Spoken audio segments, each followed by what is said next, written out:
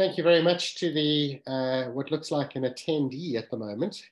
And we'll just hang on for a minute or two while we let the other attendees log on. I see there's a second attendee now, so that's super. You'll see our faces at the moment. Hopefully you'll get rid of my face shortly. And we'll concentrate on our presenters today. Andrew, I see one of your department members has joined. Welcome, Miriam.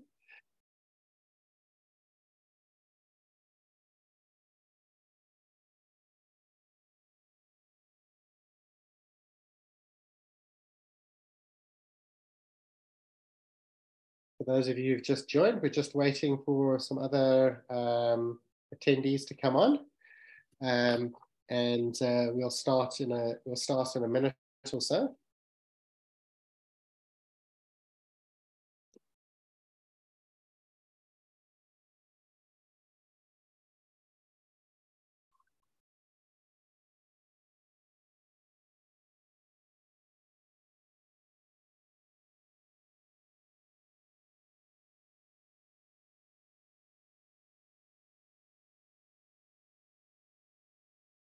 Maggie, do we have an idea about how many people have registered for this webinar?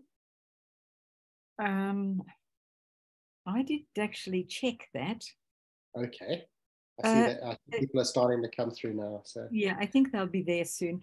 Andrew, Andrew Todd, could you change your name to the right name, please? We had to do it with Augustine as well. If you click on the two, if you click on those, edit, rename. There you go. There we go. You got it.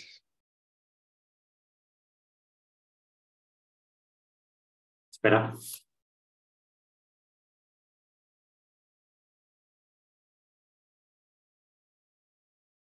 Excellent. I seem to have managed to get myself in a mode where I can't see my own where I can't see myself. So that's rather interesting. There we go.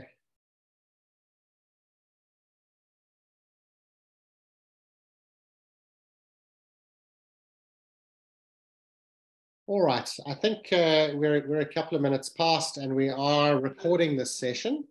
So if anyone is unable to make the session or if you have to leave early, that we will be recording this and you'll be able to, within the next day or so, to be able to get a recording of this from the IEA's YouTube channel, which will be available to everyone who attended the seminar and anyone who registered for the seminar within a day or two afterwards. So I'd like to first of all welcome everyone to this, which is now the 6th webinar in the Future of Work, a webinar series from the International Ergonomics Association. What we've been doing is we've been going to different people around the world, experts and emerging researchers from different regions of the world to get their ideas about what is happening in their region of the world with regards to the future of work and the challenges for human factors and ergonomics.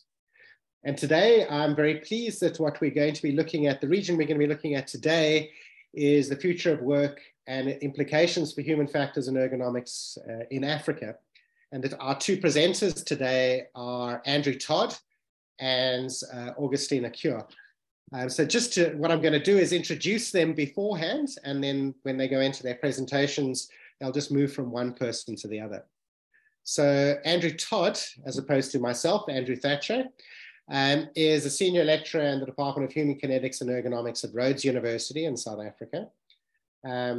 He's had a long history of being involved in ergonomics. He's been a president of the Ergonomics Society of South Africa, the founding president of Ergo Africa, and he's into his 3rd term as a member of the International Ergonomics Association's Executive Committee, having spent 2 terms as the International Development Standing Committee Chair.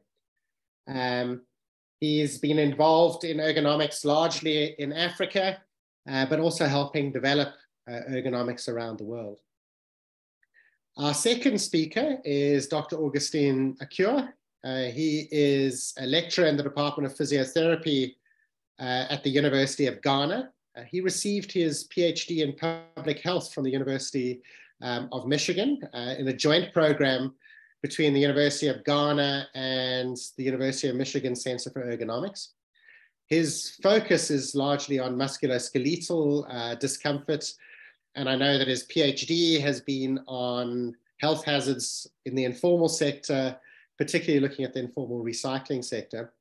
And currently he's been involved with Professor Martin in helping set up the technical committee on informal work, the IEA's technical committee on informal work, where he is the co-chair for the Africa region. So without further ado, and without listening to me for any further, I'm going to hand over to Andrew Todd, who's going to start us off for the presentation. Andrew, over to you. Andrew, thank you very much. And I'd like to start by saying to Augustine that it's a real privilege to be presenting with you today.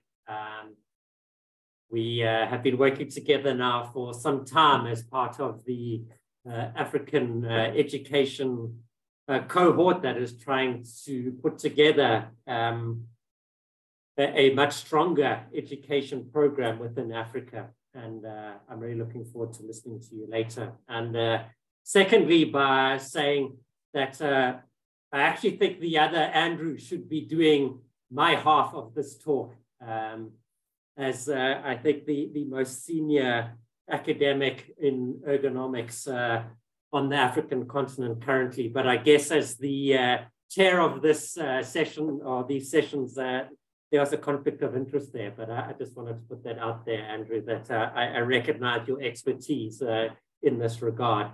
It is the Future of Work series, but I guess we are human factors and ergonomic specialists. So I think it's important for us not just to think about the future of work, but also to ponder the role of HFE in the future of work in Africa. And so I have titled my work, Ponderings on the Gaze and Pose of HFE, Time to be a Nuisance. And I want to start that by suggesting that the word pondering means these are thoughts. They are not truths. These are simply my current thinking of where the future of work in Africa and the role of HFE lies. I'm going to start very briefly with a very brief background, and I'm going to go through this really quickly, just to give you a background for those that may be less familiar with the African continent, that we have a fairly large population of about 1.4 billion people on the continent, with about 30 million square kilometer area, and a very large number of languages of between 1,250 and 3,000 spoken across the continent. So already, hopefully, you're starting to see there the diversity that reflects the African continent. And the GDP being about $3 trillion US, which is, compared to many of the other continents, relatively small and only placed fifth. But also an important point here that I think is important as a departure point, that Africa is only responsible for about 3.8% of the global greenhouse gas emissions, which is important, and I will come back to it at a later stage in trying to tie the talk together. Since this is a talk about the future of work in Africa, I also think it's important to start with what the current characteristics of work on the African continent actually are. According to the ILO, so these are statistics that are taken directly from the ILO, there is actually a relatively small unemployment rate in Africa of only about 7.6% across the continent. But again, I reiterate here that there is some dubiousness to some of these statistics. And on top of that, it varies hugely from country to country. So for example, South Africa is the worst on the African continent, with about a 33 to 35% unemployment rate in South Africa ourselves. the labor participation rate, in other words, the number of persons in the labor force as a percentage of working age population is about 62%. In terms of underutilization, there's about a 25% composite rate there. And then in terms of working poverty, and I think this is a really important statistic to think about here, is that 31% of those that are working in Africa fall below the poverty line. And 19 out of the 20 worst countries in the world in terms of working poverty are from the African continent. So you're already starting to get an idea of the current characteristics of work. In terms of the various sectors, again, Africa is an incredibly diverse continent, and depending on the income status of the country, it reflects quite different employment sectors, from some of the countries reflecting a very high reliance on agriculture, a much smaller industrial sector and relatively large service sector, to some of the upper middle income countries on the continent who have a much higher service sector with a very small agricultural sector. So again, in this regard, you're starting to see some of the diversity. However, a diagram like this, I think, doesn't in any meaningful way actually give you an idea of the realities of work on the African continent, because this is more the reality. Formal work in Africa is an incredibly small percentage of the overall employment on the continent. This figure here from the ILO shows very nicely, in fact, that less than 20% of employment in Africa is formal. The remaining 82 to 85% of employment across the continent is informal. There is no doubt that the informal economy dominates within the continent. As you can see, this reflects many parts in terms of the age of the people. It's reflective of both males and females, but a higher number of females working in the informal sector than males. But across the board, you start to see a very strong informal component coming through from the various components from the continent. And I think this becomes central to us starting to understand not only the current nature and shape of work on the African continent, but also in starting to appreciate the future of work on the African continent. And some of the reasons for that is that the typical policy viewpoint within the African continent itself with regards to informality is that it is in fact a threat to the formal economy. And therefore, policies tend to either neglect or try and control and eliminate the informal economy, rather than seeing the informal economy as an asset and contributing to the formal economy. It is seen as a threat. And that's a very important aspect from an ergonomics understanding interactions within it.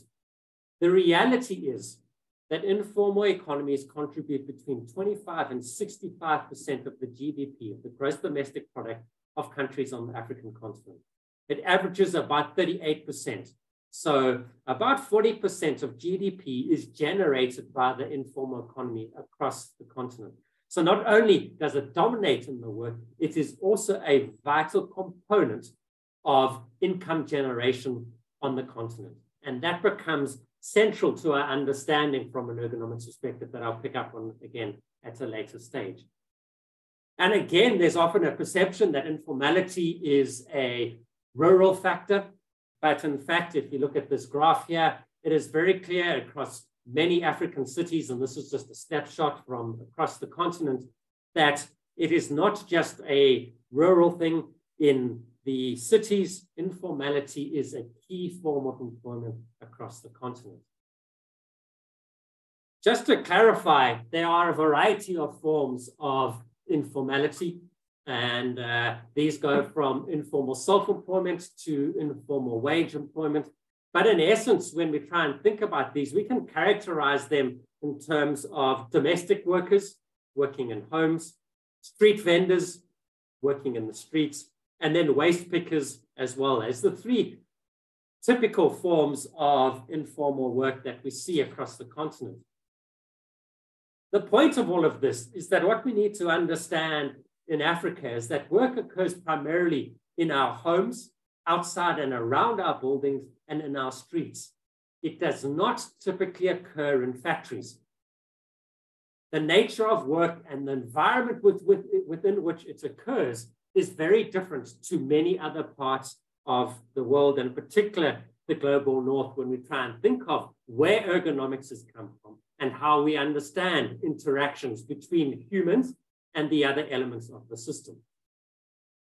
I want to pause very quickly and just give you some ideas on informal work from a South African perspective. And this picture, I think, beautifully depicts some of the difficulties that is faced by informal workers. This is from Warwick Junction, and I'm going to tell you more about it shortly, after some heavy rain, where informal workers are trying to work in a flooded street, and underneath these plastic bags here is their beds, because not only do these informal workers actually work here, they also, during the week at least, sleep here. So an important thing for us to consider. I'm going to use Warwick Junction as the example of informal work in South Africa. It lies at the heart of the city of Durban on the KwaZulu-Natal coast, and Warwick Junction is the primary public transport hub within the city. And on average, every day, there's approximately 500,000 commuters that come in and out of this train station here. And there are at least 7,000 to 9,000 informal traders working in and around the station, as you can see from the various markets that are depicted within this. Those 7,000 to 9,000 workers have approximately 100,000 dependents that are reliant on the work that they are doing in and around the Warwick Junction. I'm going to pick up on a couple of the different workers, and I just wanted to recognize some of my co-workers from 2 papers that we have published looking at working time and other characteristics of workers' lives in Warwick Station. And I'm going to give you a couple of examples of that. I'm going to start with bovine head cooks. So in the station, the cooking of cow heads is a delicacy and a very important part of culture for a lunchtime break. And this is the type of working environment that the bovine head cook has. And when we started to explore with them in terms of working hours, this is what the bovine head cooks reported, that under normal, usual working time, they worked for approximately 13.5 hours every day. And you can see when that moved to the busy period of time, that it shifted to a 15.5-hour working day, where they're getting up at about 3:30 in the morning, commuting by taxi to work by 4:30, working until 8 p.m., and then a longer commute home till 10:30. Incredibly small number of hours to sleep, even under usual times. Also reflected there was incredibly difficult, as you can see, working postures demonstrated in this particular case. A second example is a mealie cook, so that is corn for the non-South Africans. They cook mealies and sell mealies at the station in this sort of condition here. So already you can see some of the difficulties that are going to be associated with that job. And again, something similar coming through here from the mealie cooks. Very extended working hours between 12.5 and 14.5 hours, only averaging about 5 hours sleep, large commutes, exposure to smoke and to heat, etc. And here we have a water cellar. So interestingly, the municipality has removed all water sources from the station because they don't want informal traders trading there. And so part of that punitive idea coming from the municipality. They've removed all water, and instead of the informal traders moving away, all it's done is create a new form of employment, water porters. So this particular individual here brings water from outside of the area to the area on this trolley here. And it's fascinating, Augustine, when we start to think about musculoskeletal disorders and the factors that impact them. When you ask him, why do you use this sort of trolley? He says, it's very important that your trolley looks like you made it yourself. Because if it looks like it is a bought one, the police will confiscate it from me saying that I stole it. So I need to make sure that whatever I'm using won't be confiscated by the police. So the way it looks and the way it operates needs to reflect those systemic factors, which I think is absolutely fascinating. But again here, looking at some interesting kind of thing, the working hours perhaps not quite as bad, but in terms of harassment, dreadful, moving heavy loads of in excess of 400 kgs, in excess of 5 kilometers on a daily basis. And you'll notice for all of these individuals, they work 7 days a week, not 1 day a week.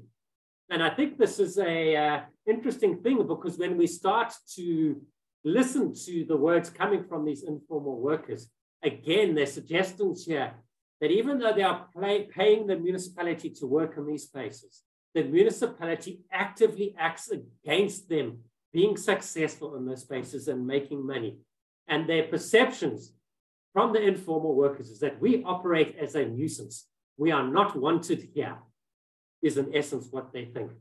And I think this is an important moment to reflect on, in fact, and it is fantastic that the TC is now starting. But the reality, the TC for Informal Economy, is that up until now, there has been very little to no work that is focused on informal economy from an ergonomics perspective. And so really, when we think about it, there are billions of people around the world, billions of people in Africa who work and live without input from our discipline. That takes me nicely to the future of work in Africa. There are 3 key things that I want to highlight very quickly in terms of influencing the future of work in Africa. Firstly, that Africa is getting younger. The current average age on the continent is 19 years, with 77% of the population being younger than 35, with an estimated more than 1 billion children living in Africa by the year 2050. Africa continues to rapidly urbanize, with the expectation that urbanization will triple, the urban population that is, will triple by 2050. We also suffer from the African brain drain. This is something that we feel very acutely in South Africa, with at least 70,000 skilled Africans immigrating each year, with an estimated 34 million Africans living in the OECD countries by 2050. All of these characteristics have an influence on the likely nature of work in the future. The African Center for Economic Transformation has also highlighted a number of factors that I don't have enough time to go into in detail here, but bottom line, there's a couple that I want to pick up on in this particular slide here. Firstly, I want to pick up on this idea that small and medium enterprises and the informal sector will continue to drive job creation going into the future. Work in Africa will continue in the years to come to be informal, and it is very important that we acknowledge that. Secondly, that the green transition provides opportunities and that sustainability must be core to the future of work in Africa. And then thirdly, that the African continent free trade area is the largest free trade area in the world, and it is vital that that is harnessed. And I'm going to couch the rest of my talk around those 3 things. To do that, I want to pick up on this idea of urbanization and people. The reality with urbanization is that the future of work in Africa is predominantly going to lie in our cities. Much of the work, informal work and otherwise, occurs in cities. Cities actually occupy a very small amount of land, but they are the prime users of energy and the creation of carbon emissions. And we go back to my very first slide. This is very important because Africa currently contributes a very small amount to carbon emissions, but affordable housing, safe and sustainable transport, climate change and population that will feel it the most, climate change that is, are those living in these areas in Africa.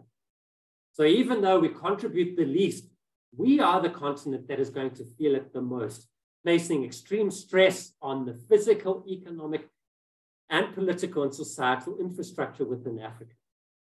As such, sustainable work in sustainable cities is vital and intrinsically linked to the future of work and the future of the African continent. We therefore need to think very carefully about how can HFE contribute to this.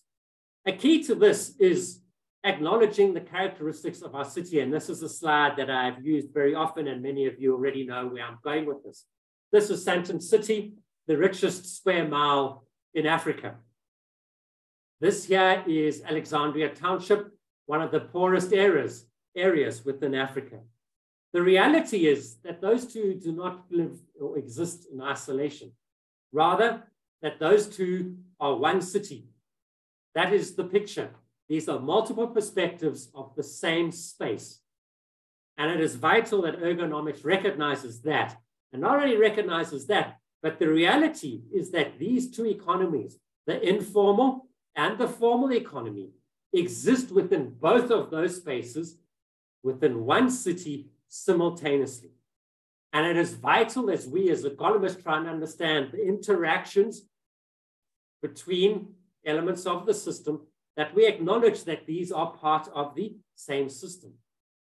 The reality is both the informal and the formal economies are both work systems, and they do not exist in isolation. And because they do not exist in isolation, we know that HFE can and should be playing a key role in understanding and optimizing the interactions within and between these systems.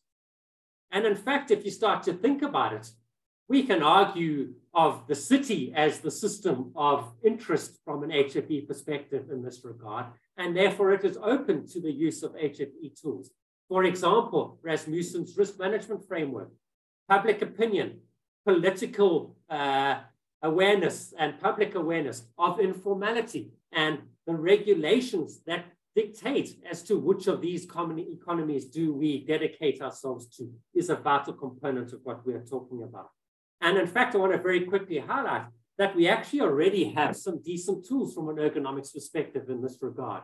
One coming out of Africa and Latin America on the systems of systems, a new direction for HFE, published by Andrew Thatcher, looking at the social, natural, and economic capital and how we understand and the evolution of these systems. What I'm getting at here is HFE is actually well primed to be making a difference within the future of work in Africa. Another key component here, if we are taking HFE and sustainable cities seriously, I think the values that underpin what it means to ergonomics is also important. And again, I think work coming out of the global south here is again important, from Karen Lange-Morales and Andrew Thatcher and co, looking at what are the values of HFE and this idea of respect for human rights, for ethical decision-making. And I want to pick up a little bit on some of these very briefly and start to think about what does it mean to take an ethical stance to frame HFE thinking and the program of action that will address the work challenges that I have already highlighted. To do that, I want to take a step back and talk about global knowledge platforms. There was a recent paper that was published by Pratt and de Vries, literally this year in the Journal of Medical Ethics, that asked the question, where is the knowledge from the global south? And indeed, that's a very important question. And then I came across a response from a Nigerian author, Abimbola, and his response was this, a very candid response. Knowledge from the global south is in the global south. And I think a very important statement. He went on to go and to expand on what he means by this, that the knowledge of the global south is in the global south. He argued that, in fact, it is much more important to build Global South knowledge platforms than it is for Global South to contribute to Global North platforms, suggesting that historically we have looked at how we can contribute to the Journal of Medical Ethics coming out of the Global North, rather than looking how we can contribute to our own journals. And he justifies this by looking at two factors, the idea of gaze and the idea of poise. His argument with regards to gaze is that gaze is the power of your audience to shape your writing, your knowledge production, and your research. In other words, who we write for is vitally important in understanding what we are writing and why we are writing it. And while we write for journals and for knowledge for the Global North, the audience is primarily in the Global North. And when your audience is primarily in the Global North, those that are learning from your work are those in the Global North. And that when we have an external gaze towards the Global North and not an internal gaze towards Africa, what we lose is the connections within Africa, because it is your audience that defines your ability of your system to connect with itself so that it can learn more from and about itself. And when we start to look at who is our audience, here's a couple of papers, and these papers conclude this, that there is disproportionate benefits and power and rewards for authors from the Global North, that key authorship positions are dominated by authors from the Global North, and that this has impacts for the South and our knowledge of our own systems and our connections with our own system. And so there's an important point in terms of where is our gaze? Who are we working for? Who are we publishing for? Secondly is the concept of poise. Whom are we writing for? Andrew, I've got you. I'm nearly done.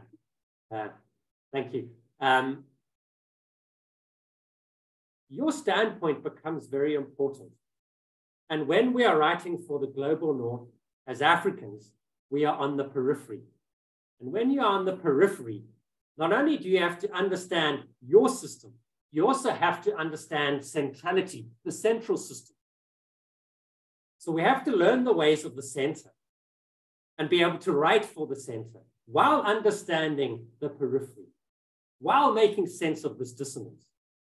In this regard, the holders and the sense makers in Africa actually know more and have more experience than those from the North. What is the point of all of this? The point of this is that Africa has a unique poise to contribute to the future of work, not only in Africa, but across the world. Our periphery to the world of work, to carbon emissions, meant we've had to understand it centrally and from the periphery. So what is the future of work in Africa then as a finishing point? In conclusion, it is my argument that it is time to be a nuisance. We are the informal workers of the world in Africa, and we are perceived as a nuisance. And I think it is time to take that nuisance and to put it to use, to shift our gaze from external to internal, and to acknowledge that the unique pose of HFE in Africa provides it with the opportunity to shift its gaze to one that is culturally calibrated to the African context and is focused on a cooperative co-responsibility for Africa through Africa. So what is the future of work for Africa? I do not know, but what I do know is that the future of work in Africa is in Africa. With that, I conclude my talk. Thank you very much for listening. Augustine, over to you. Hi, Andrew. Thank you very much. And that was a great presentation. There you go. I've stopped sharing. Over to you. Okay. Thanks, Augustine. Sure. Yeah. I love your shirt, by the way. Your jersey. Amazing. So, yeah. Okay. That's it. All right. Thank you very much once again, Andrew and Maggie and IEA, and thank you all for the opportunity to present the Ghanaian perspective on human factors and ergonomics perspective on the future of work in Africa. I would present some thoughts, some opinions, based on my experience from the Ghanaian workforce and other things that I've seen in my practice.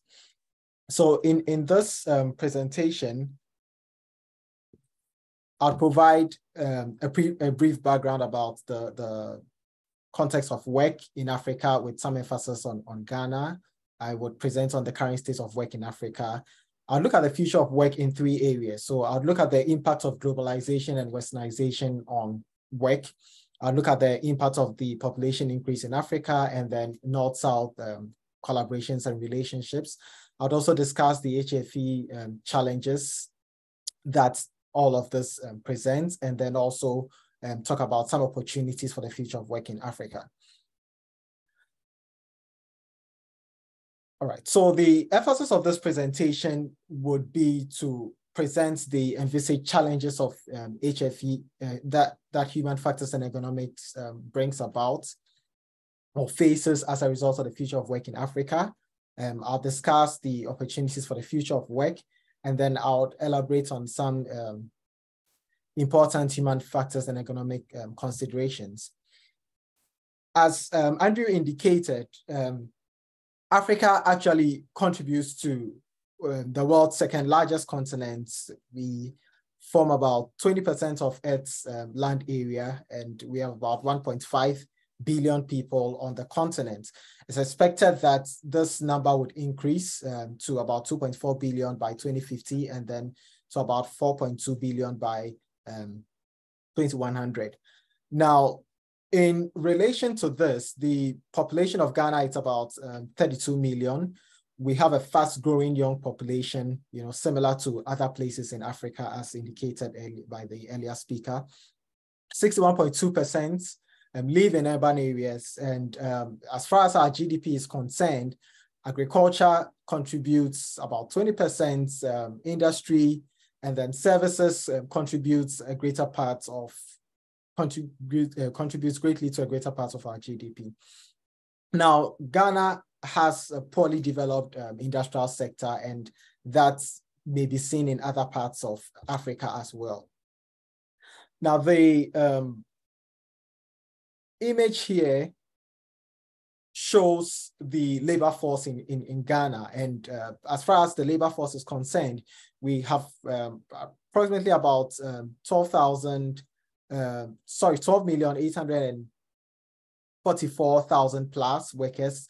54.6% of these are unemployed. The unemployment rate in Ghana as at 2017, and as indicated previously, agriculture is an important part of our workforce.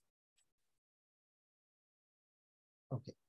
Now, I present the current state of work in Africa, and present some examples, from some of my research work and some of the work that I've done. Now, as far as the future of work in Africa, or the current state of work in Africa is concerned, there's less automation in the way we do things compared to other countries. I mean, you can see typical sweeping in Africa compared to other developed countries where they may use some modern equipment, to clean. You can see the picture below here showing a physical therapist transferring a patient from a wheelchair, from a bed or a seat to a wheelchair. And then you can see what happens in developed worlds where, you'd have equipment to support some of these activities. And so we tend to have more manual work, more heavy labor work, in the African context compared to the developed parts of the world where there's a lot of automation to support activities and things that are done. Again, the current state of work in Africa also has less opportunities for gainful employment. That's high unemployment rates. And this high unemployment rate is pushing a lot of people into the formal sector. And like Andrew said, similar to Ghana, about 80% of our workforce actually are in the informal sector. And some of these occupations that are springing up are small-scale mining, because it's a quicker way to make money. A lot of people from the northern part of Ghana are migrating to the south in search of jobs. And when they get to the south, most of them engage in headquarters. They work as headquarters, which we call in Ghana as IEA. A number of them also are involved in e-waste collecting. So they collect electronic waste, end-of-life electronics, and other substances that can be recycled that has metallic constituents, and then recycle these as a form of livelihood. Now, the current states also of high employment, increased population has also resulted in some boom in the construction industry. So because of the housing deficits. And so construction has also become one of the occupations that is also springing up in our parts of the world. Now, industrialization and technical advancements has resulted in an increased demand in the natural resources. And a lot of these natural resources, are mined from Africa. And what this is eventually doing is that the end result is massive environmental pollution. And then there's a lot of end-of-life electronics that are being dumped into Africa, especially in Ghana, where these present a lot of health hazards to workers. Okay, so this has been said previously, 80% of the workforce in Ghana are actually in the informal sector. And the challenge here is that there's less support, for safe work in the informal sector. There's limited use of personal protective equipment. There's high rate of injuries and occupational related illness in this informal sector because of the lack of protection in their workspace. Now, what does this mean for us in terms of the future of work? So in the next couple of slides, I will discuss my opinion about the future of work in Africa in relation to how globalization and westernization has impacted the future of work. Now, with advancements in technology, internet age, digitalization, there's ease of access to information. I mean, so many research databases that we can easily get access to, online education. All of these have presented some advantages and some disadvantages. And I mean, one advantage is the increase in knowledge, which is bringing the world closer. We can take a look at how Zoom, is helping people from all over the world come together for this webinar. So there's been some important advantages as far as this is concerned. It has increased the global north and then south collaborations as well. But it has also come with, some disadvantages. And part of this is the misinformation, that's going around. And it's actually an increased concern now, with AI, ChatGPT and all those other technologies. I mean, people are afraid that people can just use AI to make false news, and these can have a lot of impact. Also, because there's a lot of information, access to online courses, people are using information in inappropriate means. So a typical example is an incident that happened in Ghana where a fake physiotherapist, was arrested. And when this guy was arrested in his consulting room, I mean, his proof of having received training in physiotherapy was based on a short course he did on Allison, and just by doing a short course on Allison, comes out, portrays himself as a physical therapist. Meanwhile, the minimum qualification for physical therapy in Ghana is actually a first degree, and you're required to be licensed. Okay, so just to prove the point that with all this increase in knowledge, although it's brought some good sides, but then people are also using this information in wrong sense. People are doing a lot of self-medication now, doing internet doctors, they just Google what treatments they need for this and that, and all those have presented some major challenges as far as the future of work is concerned. Now, one sector that has been impacted by globalization and westernization is mobile banking systems, which is common in Ghana, in Kenya, and other parts of Africa. And this also has brought a lot of advantages in that now people are able to send money to people in the rural areas. people able to do business easily. Traders carry less cash, and so there's a less likelihood of, thefts, and all these systems have actually improved, the state of work. There's some form of employment as well also that, has been created for mobile money operators as a result of these. Now, some disadvantages that this has brought about is, increase in mobile money fraud. And then also recently in Ghana, for instance, the government has started taxing mobile money transactions, and that has kind of decreased patronage, compared to previously when the tax was not in place, and it's kind of like a setback as far as the strides that were gained in terms of digitalization is concerned. So these are some of the impacts of globalization on the future of work. Now, with respect to the increase in population in Africa, what this is bringing up is that there's more people than there actually are jobs for people to do. And like I said earlier on, this is driving people into the informal sector because there are fewer formal jobs that they would be able to get. Now, the bit of a challenge here is that now employers now have some advantage in terms of employment power. They have more people who want the jobs, and so may not treat workers well. When workers complain about their working conditions, you are easily laid off because if you don't want to do the work, there are other people, who are waiting for the opportunity to do that same work. The increase in population is also putting some strain on housing. Some of the things that, are likely to happen in the future, and one issue is with food security, possibility of less food in the future. And my argument for this is if you saw the chart that I shared earlier on, as far as the economic sector is concerned, agriculture, the contribution of agriculture seems to be decreasing over the years. And in Ghana, for instance, one of these is because, people are selling their lands, for small scale mining, which we call galamsey. And so a lot of cocoa farms and, other farms are being destroyed, in substitution for small scale mining. And this actually poses, a major risk for us as far as the agricultural sector is concerned, and could pose some problems for us in the future. Another problem from this increase in population is the migration of workers from northern part of Ghana to the southern part of Ghana. And a lot of these when they come to the southern part of Ghana, they don't have places to live.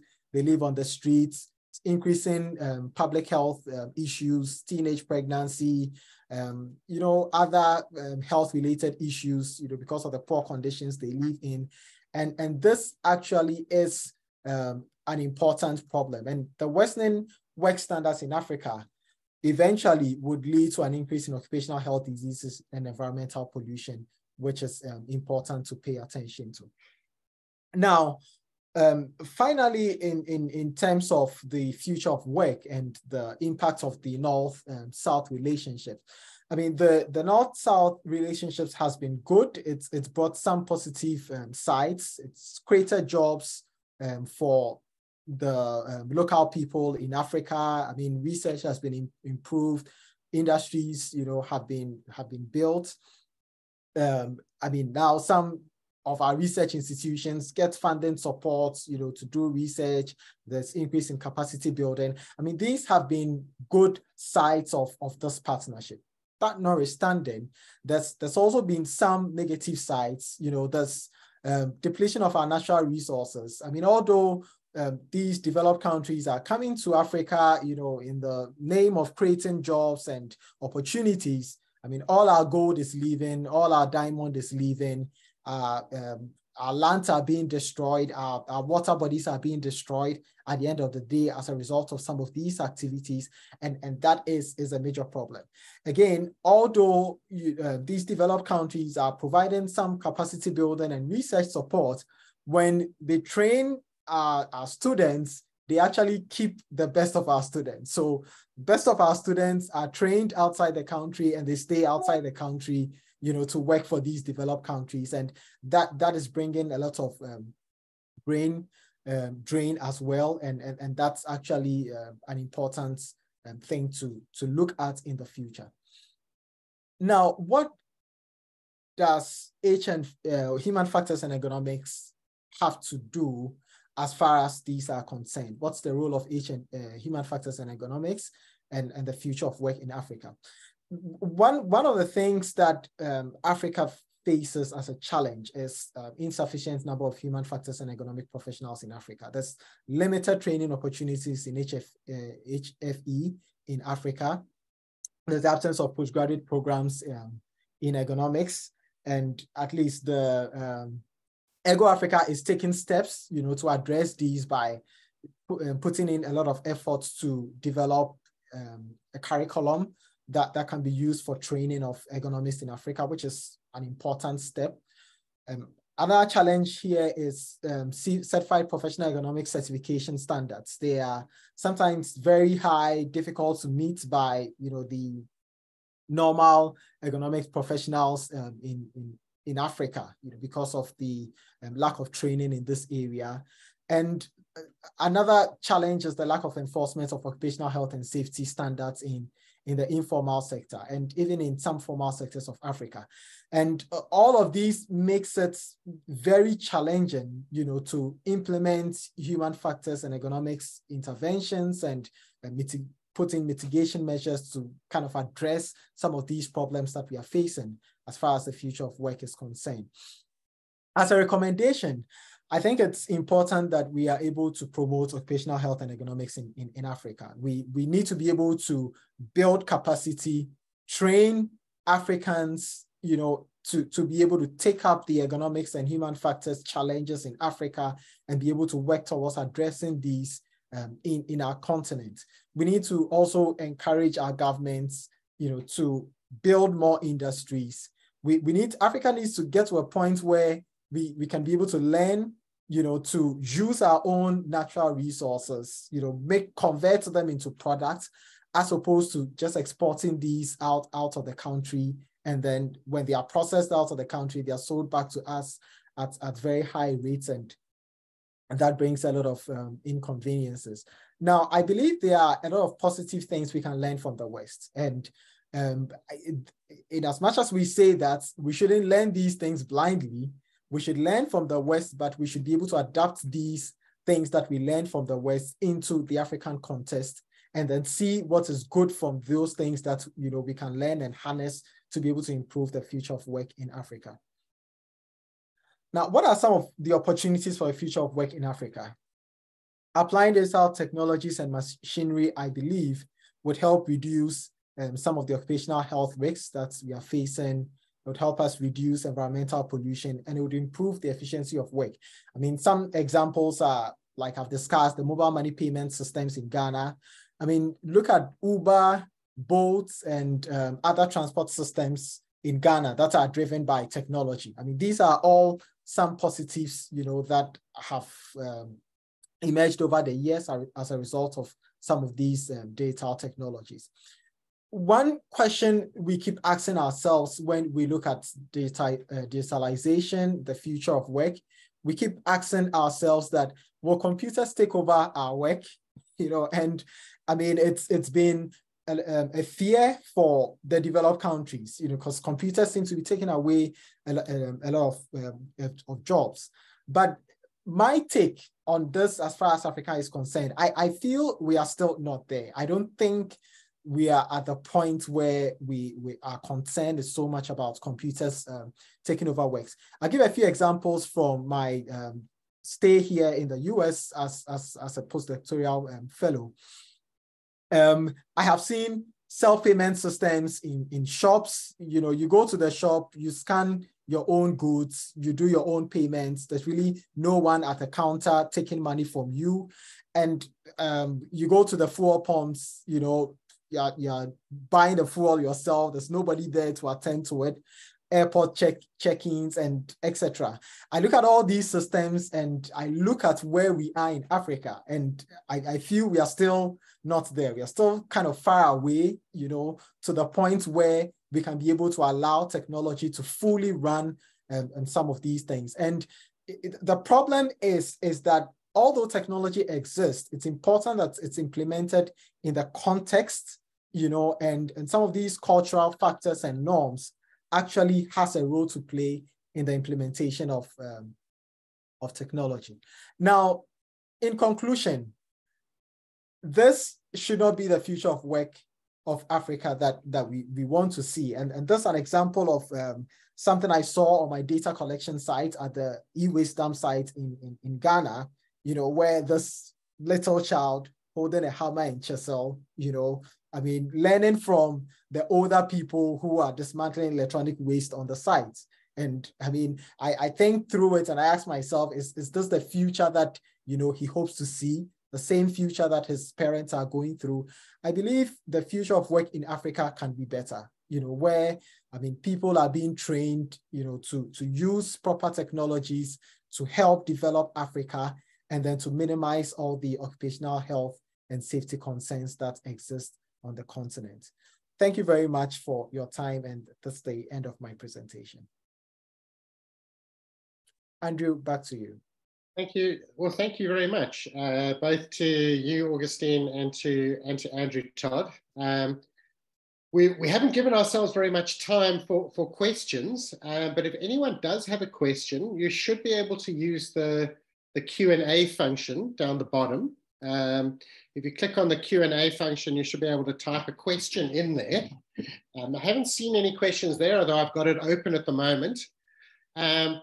The one question I was gonna ask, which sort of did come up, extended a little bit from your talk, Augustine, and this sort of idea about digitalization or automation, and you said that no, you don't think automation is gonna take over. Why do you think it's not going to take over? What is the driving force behind digitalization not being a driving force in Africa as it is in somewhere like Europe or North America? All right, thank you very much. So I'll emphasize a little bit on that using my last point. So for example, here in the US, nobody stands at the fuel pump, you know, to pump fuel into your car. Back in Ghana, every fuel station has fuel attendants.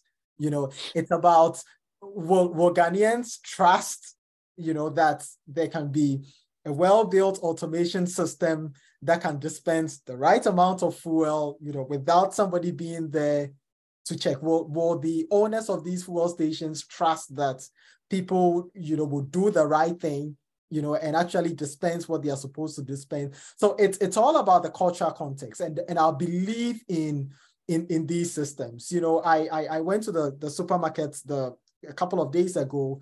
You scan your item. There's really nobody there checking to see whether you picked 10 items. Did you actually scan all 10 items? You know, and I tell myself that I doubt this would happen in Ghana. You know, the work owner would be concerned.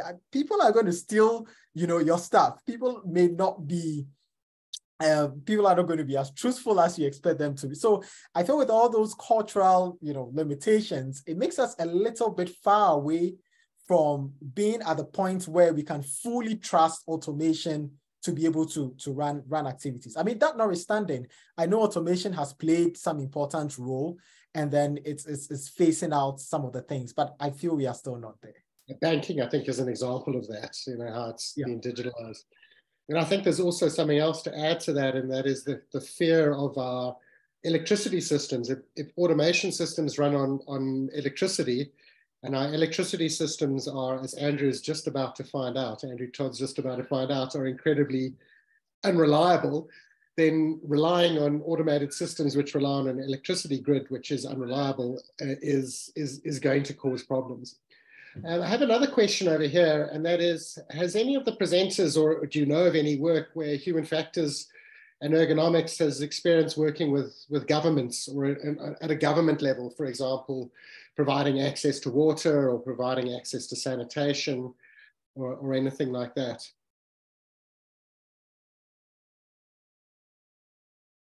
I'm guessing from your look that you don't know of anything that's been done in that way. I mean, not much in terms of government pushing HF, human factors and economics. But maybe I can speak a little bit from the e-waste work that we are doing here in Ghana. So, I mean, one of my objectives, so as part of the work, the main early stage focused on exploring the problem of informal e-waste recycling. As a follow-up step, we are kind of looking at engaging policymakers, engaging stakeholders, and thinking about what can we do to be able to solve this problem. So that's where we are at. But you don't have a lot of government agencies or government institutions actually pushing for ergonomics. From my own practice, what I've seen rather is that the companies that are based outside the country that have branches in Ghana are rather the companies that would engage some of us professionals to actually do consultancies in terms of ergonomics consultancies for them, to be able to implement ergonomics, but then not, the government of Ghana itself or government institutions pushing that agenda. So you'd have the bigger companies outside the country who have branches in Ghana would easily pay lots of money. And I mean, the examples are departments have recently been engaged for one of those big consultancies by one of the mines in our country.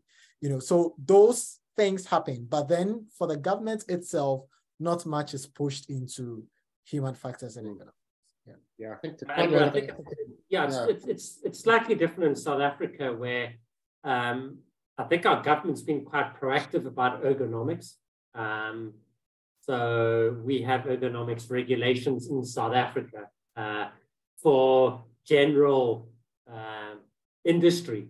But in terms of working with government on specific projects related to energy or no,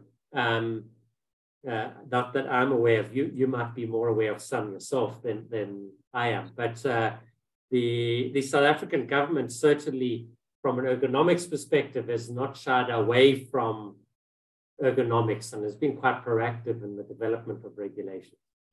Whether that was the right thing to do or not is a separate debate, I guess. We've been involved in one project which is involved with local government in providing sanitation services to local residents, applying human factors to the adoption of the technologies that they're looking at. Andrew, you were involved in that, so that does have some sort of tangential issues with that. And you're right, I think South Africa is the only government across the African continent that has taken ergonomics seriously. And I think that's largely been driven through the formal sector rather than through the informal sector, which means that we're missing most of the people in the country, most of the working population in the country by only going through the formal sectors. Maggie, I can't see the chat, so I don't know if there's anyone else has posted anything in the chat. Any questions in there? Oh, here we go. There's Fence is a serial question asker from these sessions, so thank you very much, Fence. Fence is curious to know the speaker's thoughts around what HFE's role is in working with other stakeholders towards protecting workers in the informal sector. So in other words, working with infrastructure or the gig economy or with other types of labor unions to try to protect workers in the informal sector. Has this, are you aware of any work that's happened in that regard? Maybe NGO work as well might be just added to that. Yes, I mean, I can add from a South African perspective that, for example, we've worked fairly extensively with several other stakeholders. One that's very important globally is WeGo, which is Women in Informal Employment Globalizing and Organizing, a very strong proactive group that has a global self-orientated view of work and of informal economy and its importance in these parts of the world. And they are an important advocacy group. And one of the key things in their mandates is that they don't advocate for people, they train people to advocate for themselves. And so in my perspective, WeGo are a very important global organization that is useful to be collaborating with. But I agree with you absolutely in terms of various stakeholders. And, you know, I think ergonomics, as it pushes to this idea of understanding and appreciating stakeholders in more detail. Again, you know, I look at Rasmussen's hierarchy. I think it's absolutely vital as HFE that we are working with various stakeholders within the system for the protection of the rights of informal workers. Absolutely. Augustine, do you want to add to that? Yeah. So the challenge in our sector is that we don't have a lot of human factors and economics professionals, you know, and unlike South Africa has very well developed, you know, economics association and economics professionals, but Ghana is still struggling in that area. But at least thankfully, with some of the support from the international community, we are putting a lot of efforts to kind of develop training programs, you know, to be able to bridge this gap. And I believe that as we move towards that direction, we'll be able to support the informal sector better. At the moment, what is being done is that the university, you know, is putting in efforts, you know, to push some of these human factors and economics, you know, support to organizations as best as they can. And some of us are also championing the need for human factors and economics incorporation in a lot of work and in the informal sector as well. So we hope something would come out of this in the future towards that direction. Yeah. Well, I haven't got any more questions that are coming either from the chat or from the Q&A. So let me just take this opportunity to thank you both for your time in putting these presentations together and for being here today. And also thank you very much to our attendees for taking the time to be here today. And to some of you, I'm recognizing your names, have been to several of these. So thank you very much for joining in on the discussion and the dialogue in this regard. This session is recorded, and so we will have a recording of this if you want to go back and look at something. The IEA will load it up to the IEA YouTube channel, and that will, if you don't know what the IEA YouTube channel is, just go to YouTube and type in International Ergonomics Association, and it'll automatically come up, and you'll be able to get a recording of this presentation as well as the other 5 presentations that have happened in the series beforehand, as well as some other presentations which the IEA has hosted. So there we go. Thank you very much to everyone. I think we'll close it off now because we're over our time.